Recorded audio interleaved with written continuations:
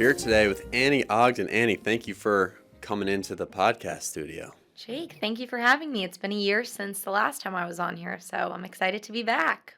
Awesome. What's new? What's happening in your world this year?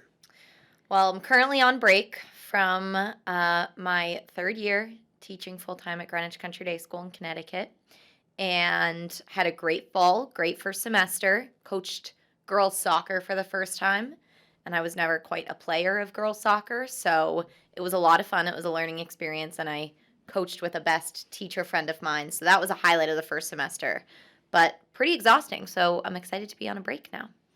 So when you're coaching soccer and you've never played the sport, what's that like? I've always thought about what sport I would like to coach that I hadn't played, and I think water polo would be my answer because I'm interested in that sport. Would you get in the pool with the players? I like swimming. I would like an excuse to get in the pool, but I feel like if I had played water polo, I would have enjoyed that sport. Yep. I think soccer might be up there with the sport I would most like to coach that I hadn't played. And I just got asked to do it by our head of athletics because they already had Lily, my coworker, signed up to be the head coach, and she was a soccer star back in the day. So I like to say that I was the culture hire. I wasn't there to help the girls get better at soccer. I was just there to help them, be a team and get fired up. But I actually learned a lot about the sport. Our team improved a ton over the season, and I learned so much. I feel like soccer is a sport that's just not that complicated. It's pure athleticism and skill. So I thought it was really awesome to watch, and it made me more interested in watching the sport as a whole. So would you like to coach again? Would you come back next year? Totally.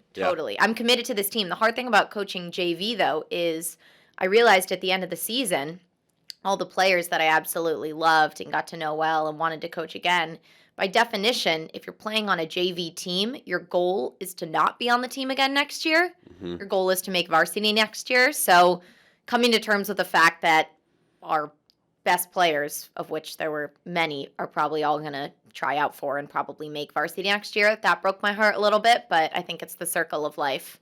I have to take myself out of the equation and remember. That's kind of part of the fun, though, is you get a brand new squad every year, and you have a new set of challenges, new best players, new strengths, new weaknesses. You've got to figure that out. And it's a lot of fun having a team with a lot of freshmen on it because some of them were new to the whole school, came to GCDS from another school. Some of them were just new to our high school, which is on a whole other campus.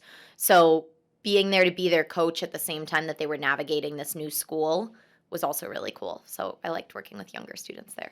So you told me that this year you are in a leadership role at your school, and recently you've done kind of a workshop with just the girls talking about female high school issues that are happening. Yep. And I'd love to know what that was like, that experience, what that was like leading that, and also some of the issues that you talked about with the girls at your school. So our school is co-ed, and I am the academic head of the 10th grade, or academic coordinator. And there was one afternoon a couple weeks ago that every grade in the school was going to do something different. So we would have a half day of classes, and then the afternoon would be something totally different. And for the 10th grade, I worked with our dean of students who handles a lot of the student life stuff in the 10th grade, and we worked out this kind of wellness afternoon. And the last part of the afternoon was, splitting into two groups, students who identify as a boy, students who identify as a girl. I also learned that I tried to be as aware of this as possible in the beginning, but it proved to be a challenge anytime you are splitting students based upon gender, that it's really hard to just say in this day and age, boys over here, girls over here. There's a lot more gender identities, and there's a lot more decisions that come with that. So that was interesting in and of itself, but I felt very firmly as a woman myself that having these conversations, particularly for our girls, I can't really speak on behalf of the boys, but male teachers expressed that it was really important to have those conversations too. But I thought it was really important that we set aside some time and have sort of like what you could say, we didn't call it an affinity space, but I think that was like the purpose behind why we had it, being able to allow these students to have conversations with people of a shared identity who have shared, struggles as teenage girls, but also just different experiences.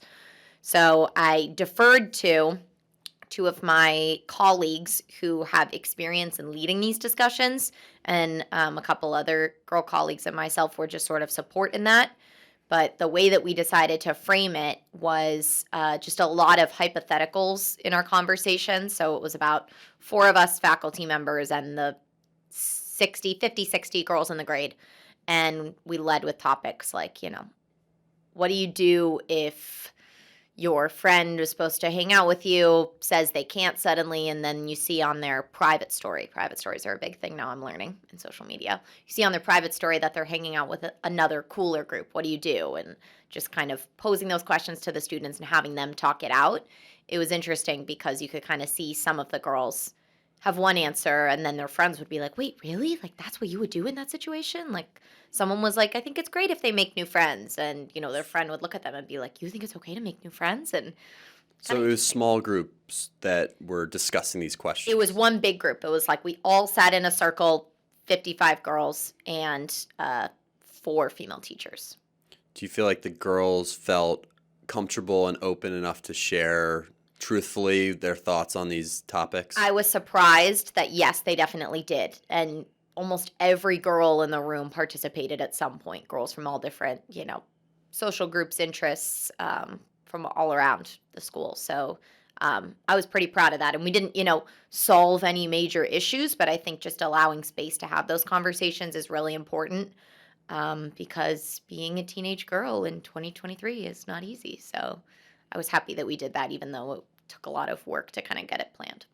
So I'm sure you have some thoughts after organizing this whole session with the girls, but in 2023, 2024, issues that are facing girls that are challenging, because I do teach girls in my coordinate classes, I only see them for 80 minutes for each class, but I would like to be aware of maybe some of the social and personal issues that girls could be facing in this era. What are some of those issues that maybe came up in your discussions? So, it's interesting because I think that my school, and I'm assuming Bryn Mawr and Roland Park, the girls' schools that I know you teach at, do a great job at lifting our female students up. And, not making them feel like the smartest ones in the grade are always going to be the boys, or the most athletic ones in the grade are always going to be the boys, or those kind of long-standing stereotypes. But I do wonder if that adds a whole new element of pressure. And from what I've seen, I think it does to at least our girl students. I can't speak on behalf of the boys, but, you should be you're fully capable of being one of the smartest students in the school and one of the most athletic. And then, you also want to have this whole social element where you feel in control socially and you have good friends and your social media reinforces all of this. I think it's leading to this, this perfectionism in so many different areas that I think it's really hard for girls to feel like they can keep up with all that. And I see that even carrying into later in life expectations for women and maybe men too, but for women especially, like you need to be able to have it all, right? Like even in my 20s, I'm seeing a lot of my friends and myself struggle with, you need to excel at your job and you need to have fun on the weekends and you need to, even like I grew up with social media. There's still like social media of like, what are you doing? Keeping up with your college friends and having them all see wherever you're living, how much fun you're having, blah, blah, blah. So I definitely think that those like that compounding of expectations on girls today, maybe it's always been there, but I think it's especially there today because it might be a unintended effect of a lot of like feminist women's movement efforts to tell girls, you can do this, you can do that. And so then girls are looking around saying, okay, well, I have to do all this. So a lot of these issues are stemming from social media, you think. Here's another question is if we know that certain things are damaging for our mental health or just bad in general, like why aren't some of the younger generations of girls saying, look at all these mental health issues with teenage girls, why don't we just get off social media and live our lives like they did before all of this started? I think that's a really hard question to answer because one thing that I think is a common misconception is that young people don't realize how toxic social media can be. I have seen from talking with students, they fully realize that. They know that social media can be really toxic and they can look at a photo of someone who seems like they're living a great life and say, this is just a highlight reel. I know this isn't their whole life, but something about it still makes you want to strive to have that. And at my school at GCDS, we recently this year implemented a phone policy where students drop their phones off with their advisor at 8:15 in the morning, and they don't get it back until 3 o'clock. So even in a free period, even in between classes, even during lunchtime, not allowed to have their phones on them at all. And that's certainly been an adjustment in the school. And even though not all kids like that rule, if you ask them, like, do you think that this is productive or do you understand why we're doing it? They almost all say yes. I wish we did that at Gilman. I wish we dropped our phones off at the beginning of the day and then got them back later. The really hard thing is it just proves how addicting it is too, because students can tell you, I know that it's in my best interest for the school to have my phone throughout the day or for me to not have it on me, but I want it, you know? It's interesting because every time I've just brought this issue up with colleagues here at Gilman, like what if we put our phones away at the beginning of the day and got them later? It's always just like that will never happen because parents need to reach their child during the day. And for the most part, when you see kids texting during class or whatever in the hallways at assembly, it's to their parents. Like, oh, I'm going to pick you up at 3 instead of 3:30 today, whatever that means. But I'm surprised that your school was able to get around that whole conversation about the parents. It's a daily struggle for sure. Every single day, I have some issue that goes on with a phone. And it's almost always, I have 8 advisees. I have a clear bin where all their phones go in my classroom.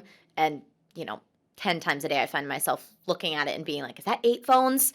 And then you're like, okay, well, no, that's 7 phones. And, there's one black GCDS phone case missing. Which advisee is that? And they came in late and I need to track them down. And I was teaching when they tried to drop their phone off. Or maybe that's just the lie they told me.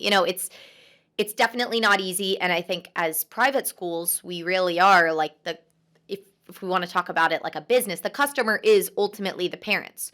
So if the parents didn't buy into this policy, it's very hard for the school to say, we're taking your kid's phone, and if you don't like it, tough luck. So it definitely requires getting parents on board with it, and some kids will say, my parent hates this phone rule. My parent thinks that you shouldn't have control over my phone. But for the most part, there's a lot of buy-in. And if kids need to reach their parent, they can email them, they can go to our front desk and call them, or if I have an advisee come in during lunch saying, can I text my mom really quickly? Of course, my answer is going to be yes. But even I'll see they're texting their mom and then suddenly they're, Snapchatting. And it's like they can't help themselves. Do you ever have cases with the burner phones or the old phones where students bring in and drop it in the bin, but they have their real phone on them? Not really. Kids always threaten to do that, but, in my opinion... It's a lot of effort. It's a lot of effort. I'd be sort of embarrassed if I was going to that much trouble just to keep my phone on me. But certainly, I've seen our head of school or head of the upper school walk down the hallway and say to a kid, I can see the outline of your phone through the pocket of your khakis, detention. Really? Yeah. So it's been a big adjustment this year. We have a new dress code, too, that is... a little bit closer to a uniform, but not quite. And that's certainly been a challenge. And students, when we have that meeting with all the girls in the grade, stuff that immediately comes up is dress code and phones and how it makes them unhappy. But ultimately, I think if you get to an honest conversation with students, a lot of times they'll say, I understand why this is the case. I understand why we have this dress code. I understand why we have this phone policy. But, I want my phone on me, but I need to talk to my mom sometimes. But I feel more comfortable in school when I'm wearing sweatpants. It's always a battle. So let's talk about college admissions and pressures about college at your school in Greenwich, Connecticut, what you're seeing there. One of the things I like, but I can see how it is maybe, I don't know if it's toxic or not. It's just the way it is, but I've got the Gilman 2024 Instagram page where everyone's getting into college now, and there's some good schools popping up, and people are excited for everyone. A student at my school showed me that page too that GCDS has. Yeah. Yeah, and it's funny because when I think about that, I think about I even like looking at it. I mean, it's another reason why social media can be beneficial. Like kids that I taught 2 years ago when they were 10th graders and now they're seniors who were just awesome students. It's really cool to see, so and so is going to this school, so and so is going to that school. Oh, great. I can reach out to them and say congratulations. But I mean, I even remember I applied to college ED. I did not get in and I got deferred. And I thought that was like a rejection sentence at that point. And I remember right after I didn't get in right before winter break. And when we came back from winter break, the kids in my grade who had gotten into college were wearing sweatshirts of the college they got into. And that's a source of pride for them. It was great. But maybe this is just my problem, but I can remember, a girl who was in my physics class walking in one day with a Colgate sweatshirt because she had just gotten in their ED. And I didn't even want to go to Colgate. But I will never forget that moment of just being like, ugh, why can't that be me right now? Just like so excited, wearing my college sweatshirt, feeling like I have that big weight off my shoulders. And the fact that I've never forgotten that moment, maybe that just speaks to how anxious I was and stressed as a high school senior. But I'm sure there are kids that are looking at that Instagram right now over holiday break, refreshing after they didn't get in somewhere and just feeling so bummed. But it's part of what you sign up for at a prep school, because that's really at the end of the day what it is about. You're preparing for college, and this is a big time, this is a big moment for our students who are getting into schools. So, there's obviously going to be stress and pressure and that sort of thing. It's interesting to think about whether all of this anxiety surrounding college is getting worse or getting more intense than it was when I was going to college, or it's just always been like this. Yeah, I think that's interesting too. And the high school I teach at, so Greenwich Country Day was a preschool through ninth grade school for a very long time. They had the extra ninth grade, and then kids would go on. They could either leave after eighth grade, stay for ninth grade, and then be a new sophomore at another high school. But a few years ago, they actually started a high school. They combined with a school that was starting to kind of fail financially a bit. And so now GCDS has this high school that's on a campus 5 minutes away from the traditional school. And this is the 5th year that the high school has existed. So it's still very new. And obviously, when you're building a school, you want to be able to ensure that you have success in a number of different measures. So one of those would be, rates of admission. Do a lot of kids want to go there? Yes, they have that checked off. Another one is obviously college placement. It's a preparatory school. And there are other preparatory schools in Greenwich, Connecticut that also have amazing college admissions. So the idea is that GCDS wants to be able to say, we have a lot of success with our college counseling office and with kids getting into schools that they want to go to. So, part of that might be, obviously, do our kids get into the most competitive school? How many kids at Greenwich Country Day are going to an Ivy League school or Ivy Plus or NESCAC or whatever low acceptance rate schools? But we've also tried to put an emphasis on finding the right fit for students. And so I think, what is the rate of students who go to a college after GCDS and stay there for 4 years, meaning college placement was successful, they don't want to transfer, they like it there, or students reporting how happy they are with the school they end up going to upon high school graduation, etc. So I think that I love that there's a little bit more of an emphasis on, finding the right fit for you rather than just, not trying to pump every kid to apply ED to an Ivy League school. Mm-hmm. But that being said, there are certainly a lot of kids who want to do that because they, are from a high achieving area. They had a parent who went there. They just know a lot about the school. Being in New England, the Ivy League schools are geographically closer, so you just hear about them more. And I'm using Ivy League as an example, but you always have your Stanfords and your Dukes and your UVAs and your Middleburys and whatever. A lot of other great schools too. But I don't know. I do think it's tough. One thing that I try to stress to students is that whether this is good or not, going to a preparatory school gives you a ton of connections in life. And I had a student last year who was saying, I really want to go to this college or this number of colleges because I want to work at Goldman Sachs. And I know that part of the networking that will get me into a job in investment banking at Goldman Sachs, a high paying elite job, is going to one of these schools. They're not going to want me if I went to whatever other state university or less selective school. And so I tried to stress to them, I understand that, and I'm not going to say that that's not legitimate, but you already being able to say, I went to Gilman School for high school or I went to Greenwich Country Day School for high school is already a networking tool in and of itself. I mean, just coming from, and I know that you've had this with being a college lacrosse player, right? There are these mini worlds that maybe your college degree doesn't get you the uh, Goldman Sachs job or whatever, the job you want, but being able to say, I went to this prep school, I grew up in this area, that's already a helpful tool in and of itself. Mm-hmm.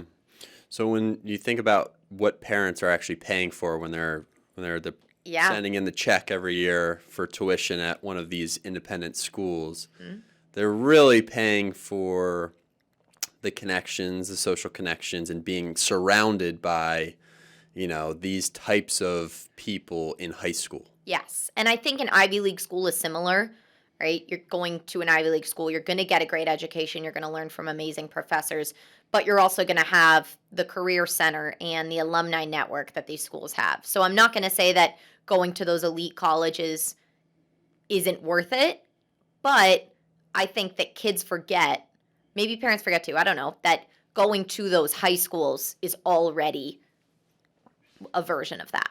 Mm-hmm. Yeah. Yeah, I think about that a lot. I mean, I also think that's why sports are so emphasized too in high-level athletics because, again, that's another network to tap into. If you played this high-level sport with these types of people, right? Like that's my experience too. Is I know a lot of people in the world of lacrosse, and lacrosse is such a small world that my dad played lacrosse, so he's got a lot of connections, a lot of friends in that world. Totally. I played growing up, and even if I didn't go to college with these people, there are people that I grew up with, that I played with, that I played club lacrosse with, summer ball with, that I'm close with, and that's another form of an institution right there. Yes, I think so. I saw a thing recently that the word of the year, I think on Merriam-Webster or some big dictionary, the word of the year is authentic. I think one of the words of the year should be networking, because I think that's another effect of social media and just the way that these schools are headed, not necessarily in a bad way, but everything is becoming about networking. And like these high schoolers who I teach are making LinkedIn profiles. Like what? They're asking me in the middle of class, can I add you on LinkedIn, Miss Ogden? No? But like, why do you need that? What do you have on there? What's your resume already? I was a sleepaway camp counselor in high school and it was the best, but was I, doing stem cell research internships in high school? No, but that's what is expected now. And it's all, yes, it's boosting your resume, but it's also about the connections you can make with different people. And, my next door neighbor knows someone who has this job. And so I'm meeting up to get coffee with them and networking. Like the things that these kids do now, and it's a product of their world. It's not a bad thing. Doesn't make anyone bad. But I think that networking is a word that just seems to come up way more amongst the high schoolers I teach now, and just people I observe in general, maybe even my own life, than it did when I was in high school. So when you were looking at colleges, what types of questions were you asking yourself? What did you want in a school? Where were you looking? Yep. And then maybe when you got to college, how had your expectations and the reality, like, was there a difference there? Yep. So I went to a prep school. That's important to say here, given the rest of our conversation. I went to a boarding school, and it was pretty small, and it was very community oriented, teachers who feel like parents, friends who are your roommates, and that was a very intense social environment, but also grew to be very comfortable. Was a very, very much a bubble in a lot of good ways and maybe challenging ways too. But I was not ready to leave my high school. I came as a new sophomore there, so maybe if I had had one more year there, I would have felt ready to leave.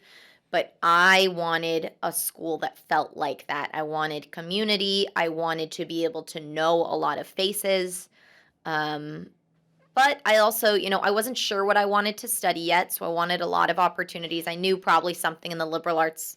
I knew I wanted to teach, but I wasn't necessarily interested in going to a big university with an elementary education major. I knew I loved foreign language. I really liked history and political science.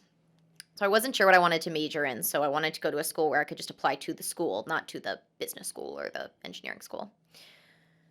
But I also, again, really liked that small school feel. So, and I was familiar with the South. I had spent the summers in Virginia a lot, so I knew a lot of the Virginia and North Carolina kind of schools and had another set of connections to people down there.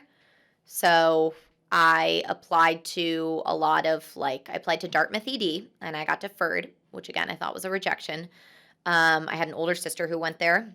And so I felt pretty comfortable there. And my dad also went there. So uh, I will own that, for better or for worse. And I also applied to NESCAC schools, and I applied to, UVA, more southern NESCAC, like W&L, Davidson, a lot of smaller school feels. And UVA is a big school, but again, I had so many connections from people from Connecticut who went there, but also a lot of Virginia people I knew. So I felt like I kind of had a handle on the social scene. And maybe that's a whole other aspect is, looking at a school and thinking, can I navigate this socially? But I ended up applying to a bunch of different schools, got into some, didn't get into others, and I got into Dartmouth regular decision after getting deferred. I debated on whether I was going to go there because I kind of had a, frick you to Dartmouth in my mind. You didn't accept me ED. You're not going to let me in regular. And then I got in regular, was deciding between Dartmouth and UVA. And I decided on Dartmouth and I went there. And then when I got there, I found that having gone to a prep school made it a lot easier for me to navigate the school academically. But I think that with everyone at those types of schools, I had a little bit of imposter syndrome that it took me a while to figure out because you're surrounded by kids who are, plenty of valedictorians, plenty of really, really accomplished people and really confident people. And I felt like I was really smart, I was really capable, but I wasn't quite as confident academically. And that was something that I had to spend 4 years kind of trying to own was my own abilities. So I'm having this conversation with our CIE director, Mike Molina, in a couple weeks about affirmative action. Which is like DEI, right? Yeah, it's DEI. And we're talking about affirmative action. And one of the things that we want to try to touch on in our conversation, which we're making into a podcast too, is this idea of belonging at an academic institution and how do you create belonging in a learning environment.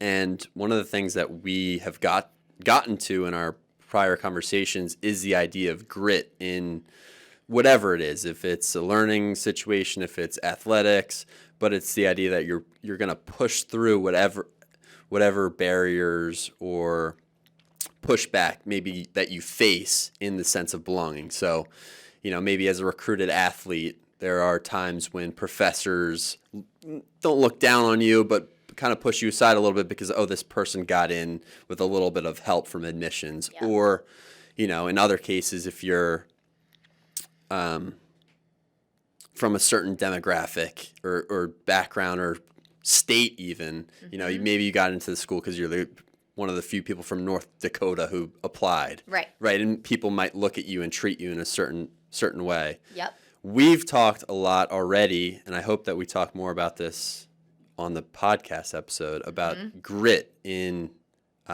learning spaces and how you kind of just have to expect almost that not everything's going to be perfect. Not everyone's going to look at you like, this person deserves to be here. You've got to prove yourself every single time you sit down.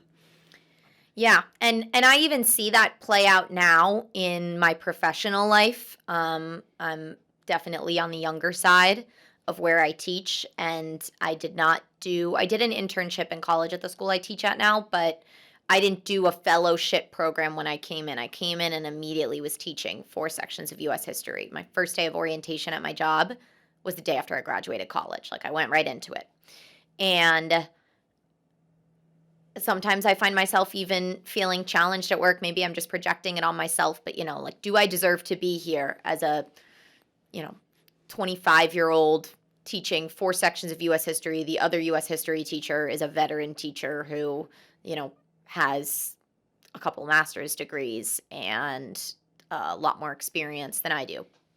And I felt that in college too. And I think that what I have landed on is, I mean, in one sense, if you don't have confidence in yourself, it's really hard to expect other people to have confidence in you.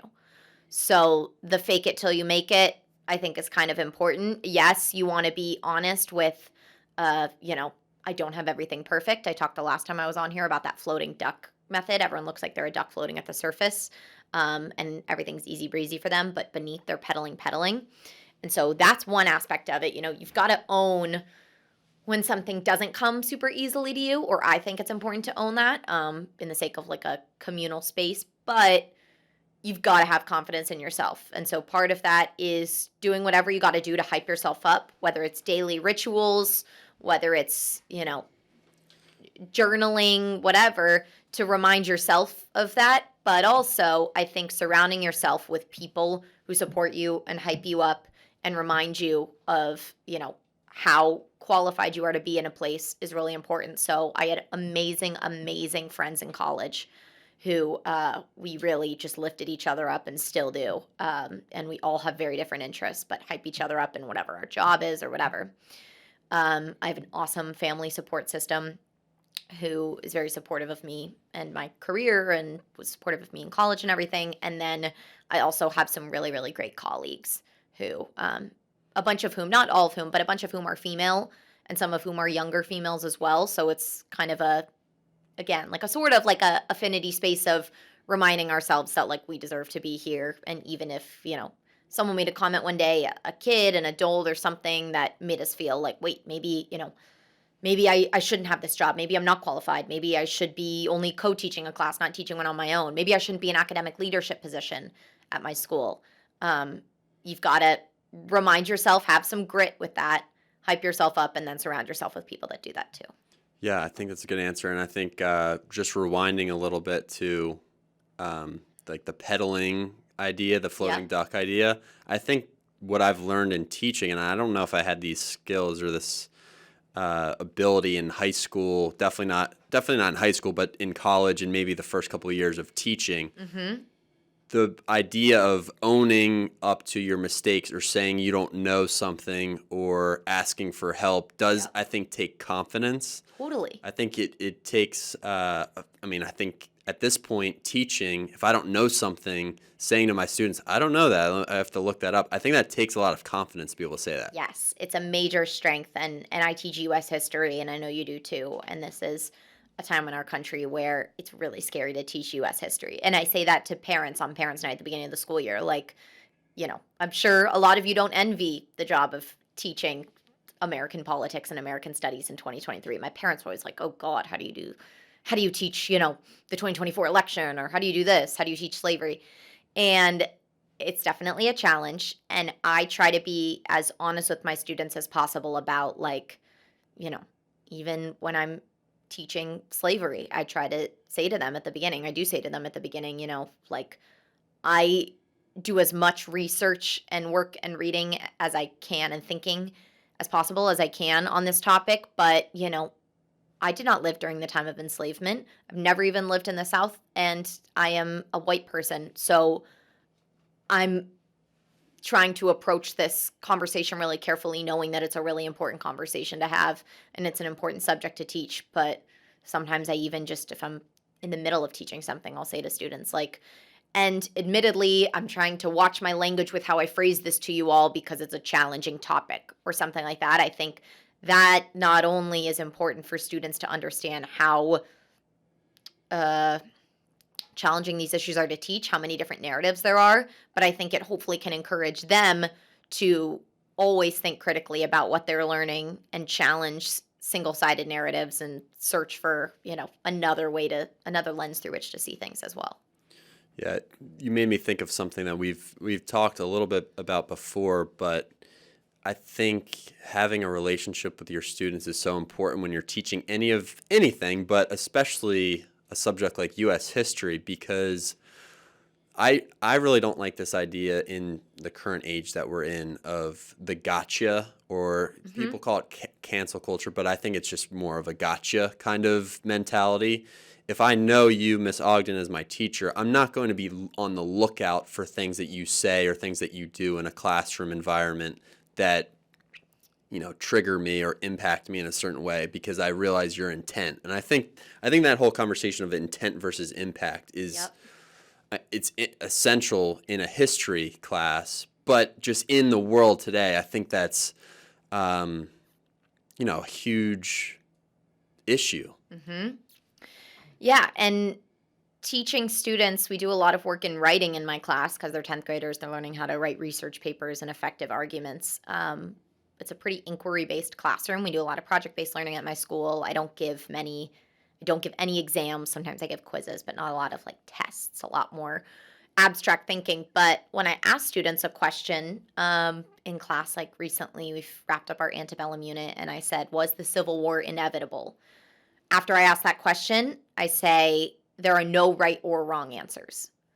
And at first you ask that question, you hear silence, and then you say there are no right or wrong answers. Then students feel more comfortable kind of wading into the discussion. And I think that at this point in the year, a semester in, they know me well enough to know that I'm not going to say, well, why don't you think more carefully about that?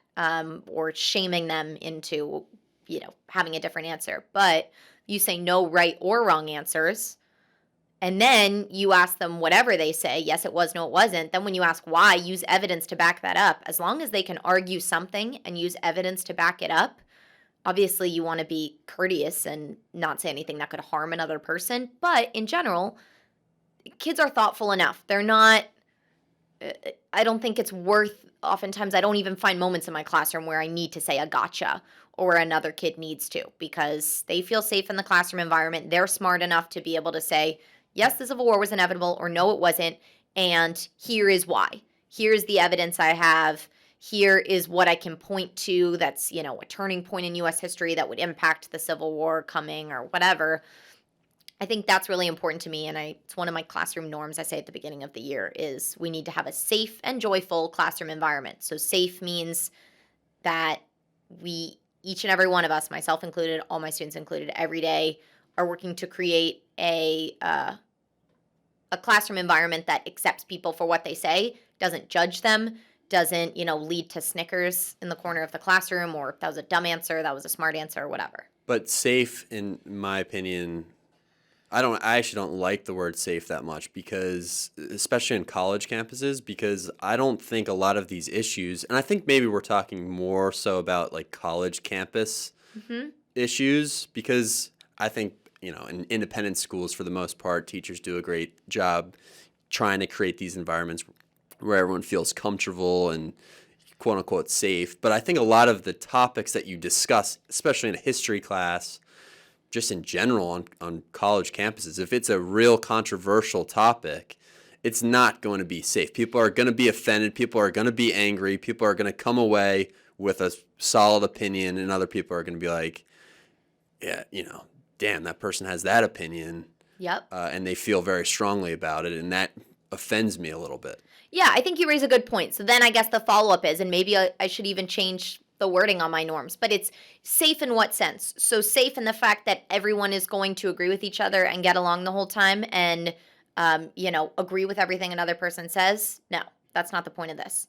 But I think that when I say safe, and again, maybe I should elaborate in my classroom norms. When I say safe, it's as long as you are using evidence to back up what you're saying and you are not trying to deliberately harm someone, you can say what you want to say in the classroom, or you can argue a point. And yes, there is always an other, right? There's a couple of words that we don't want to say in the classroom. We don't want to single out someone in the classroom. We don't want to use violent language. But these kids are smart enough to know that. By the time they are 16 years old, living in 2023, I mean, I don't even know if 16-year-old Annie would have been that knowledgeable about what to say and what not to say. But I have found that if my kids feel safe and comfortable in the classroom, they know each other well enough, and I try to set that at the beginning of the year of having students know each other well, feel comfortable enough with each other. I'd rather have them feeling comfortable enough to participate, say what they want in class. And I have rarely, if ever, had a student say something completely outlandishly horrific that, irreparably damages the confidence or the identity of another student. Yeah, that's a good point. I guess I think of safe, that word, almost is opposite of what it's supposed to mean. Like it's less about how people feel, but it's more about what you can say and the ability to feel like you can speak your mind. It's almost a freedom of speech word, in my opinion. It's like you want to say what you believe, but also be aware of how your words may come out sometimes. Yeah, safe, it to me doesn't mean we don't touch certain topics. It does mean, though, if you're going to give your answer, you're going to give your opinion, you better have academic evidence to back that up. And that's just like where I fall on it, and that's where my school falls as a whole, where our history program falls, is allowing students to use a variety of evidence to back up their claims and to argue a point, but knowing that that is rooted in, can you point to a primary source? Can you point to a book, an article, a past event in history that would back up your point, rather than just coming in and saying, I feel like this presidential candidate is blah, blah, blah. Well, why do you feel that way? Yeah, that's a good point. All right, well, let's get to, I guess, the other side of these academic discussions, which is like the mental well-being side. Oh, God. And I know you're a big runner. Yep. So what are some ways that students, can help themselves when they're living in this fishbowl and everyone's, in this political climate? Yep. How do girls and guys get to a state mentally where they feel okay and capable of taking on all these challenges? Yep. I think it's about, for me, daily rituals, daily habits, things that you can look forward to, things that help you get to a good space, a neutral space mentally, at least neutral. So I'm a big runner because physical exercise just makes me feel healthier, makes me feel more energized, it gives me endorphins. But there's something about running for me that is incomparable. I'll do any type of exercise, but running is really what hits the sweet spot of endorphins and good mental health for me. So anyone who knows me well knows that if I get a run in on a certain day, I'm having a much better day. Doesn't matter if it's 20 minutes, 40 minutes, fast, slow, whatever. But if I can just, feel my feet hit a pavement or even a treadmill, it puts me in a much, much better place. And I try to do it before work as often as I can so that I can come into work feeling ready to go, feeling like, even if it's just something on your to-do list, something that you can check off for the day of, okay, I got some exercise, or okay, I made my bed this morning. Yeah, that's good. Anything you can win do. the day. Win the day. Yeah. It's those little things that get matter one so victory much. in before your first cup of coffee. Yep. If I'm ever in a bad mood, go clean my room. Yeah. Makes me feel great. Clean my apartment. Do some laundry. Go grocery shopping. Even something, fun. Make a fun dinner. What is your book recommendation that you brought in today? Okay, so I am not great at reading in my free time. And I know that's bad because as a teacher, what I'm supposed to say is all I want to do in my free time is sit down and read. Or at least that's how I feel, what I should say. When I have free time, what I want to do is go on a run, clean my room, whatever. But I do, when I get into a good book, really appreciate it. And I like reading things. I love reading things that have to do with my job. But even more so, I think it's really reading for pleasure when it's something that's just a plot that you love or something. So 2 books, one that I'm in the middle of right now, one that I just finished. So the one I finished was 7 Husbands of Evelyn Hugo by Taylor Jenkins Reid. I wish I had the hard copy here to show the people. But it was a really popular book when it came out in 2017. It's been popular the last few years, particularly for women because it's a lot about women. So I bet a lot of your listeners who are women from their teens to their, to 50s, whatever, have heard of 7 Husbands of Evelyn Hugo. But I loved this book. It just transported me. It's about a kind of like a Marilyn Monroe, a fictional character who was like a Marilyn Monroe, big famous actress, etc., in the 50s, 60s, 70s. And now she's older and she's commissioning this younger writer to write an autobiography of her, authorized biography, I guess, of her life. And so she's recounting what her life has been like as an actress. And it just transports you to this amazing world. Plot is so good. We love a good twist. There's a good twist in it. Is it a long book? Love it. How many pages? I want to say it's about 400. Oh, really? I didn't know it was that long. It's so good. Well, she had 7 husbands, so it goes husband by husband. You can't skip over a husband. Is it tough to keep track of all of them? No. No? And that's a credit to Taylor Jenkins Reid, the author. Hmm. And then the one I'm reading right now that actually my girl Chrissy who cuts my hair does, that she recommended to me is White Oleander. And it's a book from like 99. I think, like, I have to ask my mom about it because my mom's a big reader and I'm sure she knows what it is. They made it into a movie. But it's a Bildungsroman. It's coming of age. It's coming of age of a young girl who goes through the foster care system. She has a mother, and in the beginning, some stuff happens with her mother, and then she enters the foster care system. And the plot is great, but the way it is written is incredible. Janet Smith is the author, and I'm only partway through it right now, but it's so good, and it's just beautiful, and I love movies, so I want to watch the movie so badly. So I got to finish the book first, of course. So I'm loving White Oleander. I guess both of them are, I'd recommend for women in particular. I would not recommend for men, but they both get to an interesting aspect of womanhood that I really enjoy reading. Seven Wives one seems like it might be a movie too, or Seven Husbands, or a series. I think if you look it Seven up, Husbands. it's been commissioned for one. You know, maybe Reese Witherspoon or someone is trying to make it into a movie or a show. But I personally think a book should be a movie. I don't like when things get dragged out over a show. Oh. I like a good movie where there's a beginning, a middle, and an end, just like the book has. I feel like movies are getting harder and harder to watch. People prefer series almost today. And you know why? I think it's because people don't like sitting down and watching one thing for 2 hours. People can binge watch a series because, you know, after 40 minutes of an episode, you can kind of re-rack your brain and then start over again with the next episode. But I don't think people are good at sitting down and watching a movie. My students tell me they hate movies. My family's a big family movie family, so I love. I'm surprised they're making these 3-hour movies though, like the Killers of the Flower Moons, 3 hours, Oppenheimer's 3 hours, like all the recent movies that have come out have been 3 hours long. That's too long. If you look at the complaints, the number one complaint is it's too long, and so I don't disagree with that. I haven't seen Oppenheimer, I haven't seen Killers of the Flower Moon. Wolf of Wall Street, I think, is the one 3-hour movie I've ever seen. Is that 3 hours? Yeah, and people are obsessed with that movie. Isn't that Martin Scorsese? I think so. He always does these 3-hour movies, like The Departed and everything. And The Departed I've tried to finish multiple times, and every time I can't do it 30 minutes in. So I'm the problem too. But, you know, I think there should be a study done about how, like, even my teenagers who can't even watch a full-length movie a lot of the time or don't like to, everyone's obsessed with Wolf of Wall Street. So they've got dopamine in every 10 minutes of that movie. So have you ever seen The Town? I have seen The Town. I had a Boston movie kick a couple of years ago, and Gone Baby Gone, The Town. Good Will Hunting. Good Will Hunting, of course. I didn't watch Good Will Hunting in full until 2 years ago because I always thought it was overrated. Don't know why I thought that.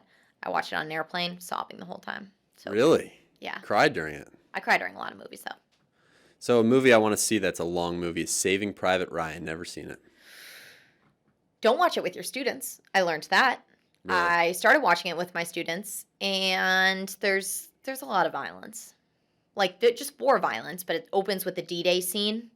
Mm-hmm. And, oh my God. What about All Quiet on the Western Front? Have you showed that to students? I have not. I read the book. I haven't watched the movie with students. I think it's in German with English subtitles, which shouldn't deter me from showing it to students, but I think it does. And then I watched 1917 with students one year, which is a good World War I. What about movie. They Shall Not Grow Old, which I think is another World War I movie that's colorized? No. I don't know that one, so maybe I should know it. Yeah. I got it from Kevin Hudson a few years ago, but it's... I think there's something to be said about watching a movie in history class, though. Can't do it all the time, but it sticks with kids well. Yeah, the what's the French and Indian War movie that Last of the Mohicans. Last of the Mohicans, my students, that brought everything to life. Yep. For them. Yep. We had a accidental Daniel Day-Lewis marathon in my class a couple years ago because they watched The Crucible in English after they read it. Then we watched Last of the Mohicans, and then I think maybe we watched like half of Lincoln before break one time. So how does The Crucible go over at your school? Because I don't know if I would teach it again. I love it, but I don't think it really went too well this year for my students. So I don't teach The Crucible, but we do because they do it in English, but we have very closely tied English and history programs. So we talk about The Crucible a lot in my class, and we do a joint English history project after they read it. And I think that Uh, it's amazing in many ways, but I think students struggle to read it. I think the story, students can latch onto the story, but the actual like reading the play, they don't love as much. I mean, I So think the I'm not themes sure. are so important and the ideas that are explored, but that's almost second tier to wrapping your brain around the witch trials, which is hard for me even to think about. Yeah, I love teaching McCarthyism, so I like that kind of dual learning that goes on there because The Crucible was written during the McCarthy Yeah, era. yeah. But yeah, I wouldn't be surprised if my English program, my school ended up taking a break from it for a year. It's hard because a lot of times you start the year reading it because it's 1600s, but it's a tough way to start the year. To Yeah. tell them that all of American history is The Crucible is a tough sell. Yeah. All right, let me ask you another question. So, and this doesn't have to be a super long, like tangent, which it could be, but Noted. I'll stop with my tangents. no, I just think it could be a long conversation. Yes. Do you think that this is the most interesting time in American history to be alive? And if not, is there another era that you would have liked to live in? I don't have a neat answer to whether this is currently the most interesting time because I'm not that old. It's one of the only times in American history I've ever lived in. But there's certainly a lot going on right now. I always tell my students living through COVID and stuff, you're a walking primary source for COVID and for plenty of other things. So I do think it's an interesting time.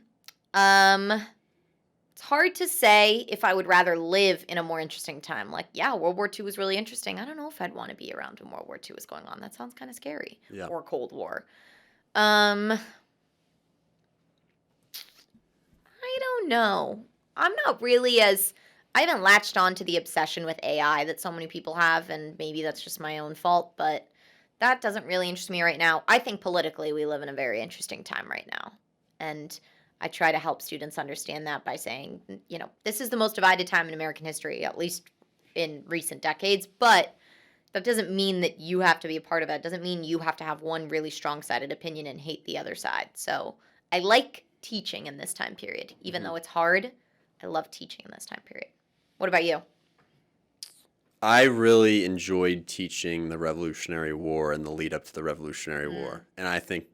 And watching the John Adams series on HBO and learning just about these figures that the fact that they were all alive at the same time and they all came together with these incredible ideas that weren't, they weren't original ideas. They had read Locke and they had read Rousseau and, they had studied the Enlightenment thinkers and brought all of that together. But I think the fact that all of that happened at the same time is so fascinating. And I know that there were a lot of illnesses and violence and that sort of thing, but I think I would have liked to live during that time. I think that's a good answer. Yeah, it's a good time. Um, Okay, can I ask you a question? Sure.